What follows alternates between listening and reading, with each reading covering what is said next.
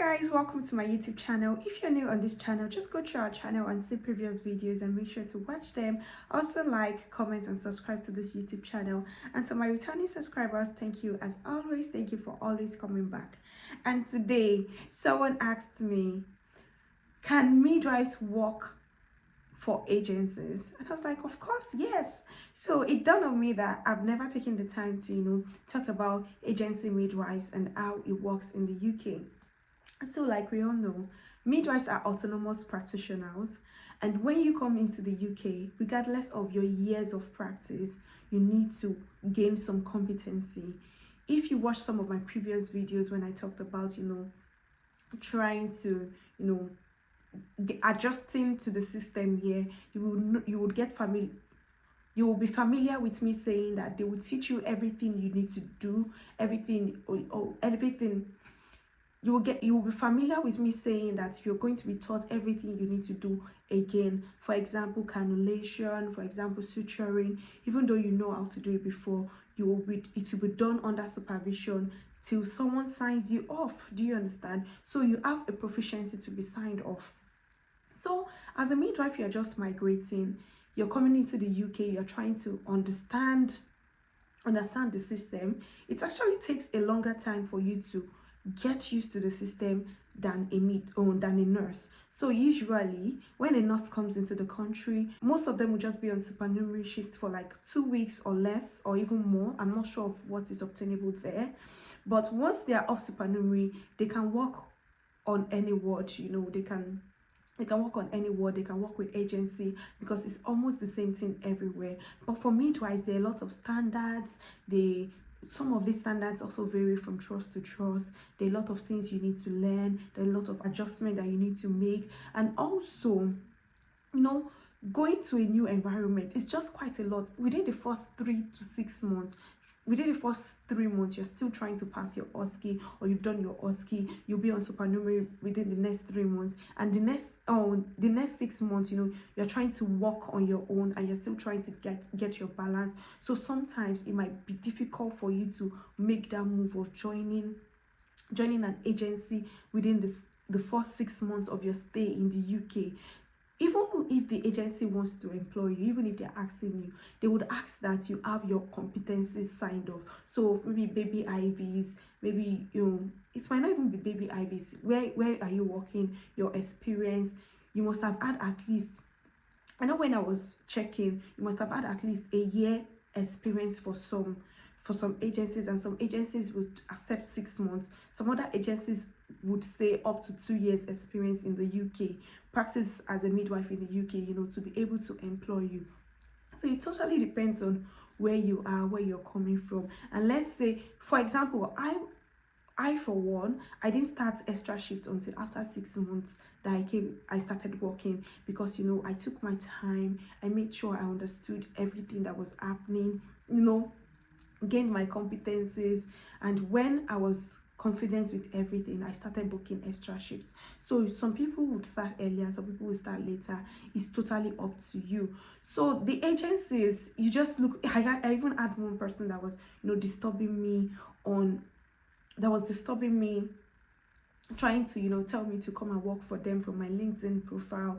They want midwives, and the only reason why I didn't agree, or I decided to go for NHSP rather than agency, was because this man was offering me £30 per hour. That's quite small for a midwife. You would see midwives that earn up to £50 per hour for agency, aside from the fact that you can be posted anywhere. You can pick shifts anywhere at all, maybe in any hospital. It can be far away from where you live, it can be closer to where you live, depending on what's happening around you. So when I weighed my option, that was more reason why I took up to 6 months to register with NHSP, because I wasn't sure if I wanted to do NHSP. So I was finding out more information from friends, from people that have worked, just seeing how things were going. Then I found out that NHSP was offering me almost the same amount. I think NHSP was offering me £28 per hour for per hour for my extra shifts, and I think during the day, and £32 thereof during the night. So I was like, why should I go and work with an agency that is paying me £30 per hour when I'm not even used to where they're taking me to. I'll spend transportation and all of that. It wasn't what it's for me. So I preferred the NHSP because obviously they were paying almost the same thing, and it's my comfort zone, so to say. Like, I know the people that are working there, they know me, you know, they know what I can do, they know my competency, so it's my workplace. You know, I would have more support. We have a lot of agencies that are working in my workplace, and they make good money. Don't I'm not saying otherwise. They make good money, but what they are going to pay you depends on your, you know, years of experience. For example, if you've not worked up to 2 years, you can see agencies that are paying you less. So depending on the trust you work in, if you have a bank shift, I think it will be better off for you to start off from bank shifts, you know, do NHSP if you have one, or whatever, you know, who is regulating your extra shifts.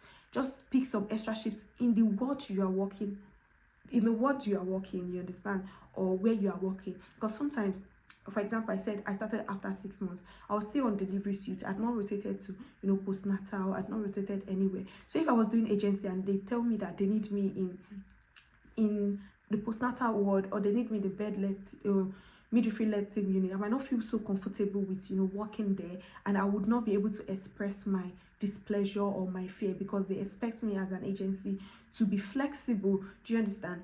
So do your due diligence before you join agencies. I am doing my I'm doing NHSP. I'm comfortable with it. It's okay. The pay is okay. It's also okay for me. So that's cool for me anyways.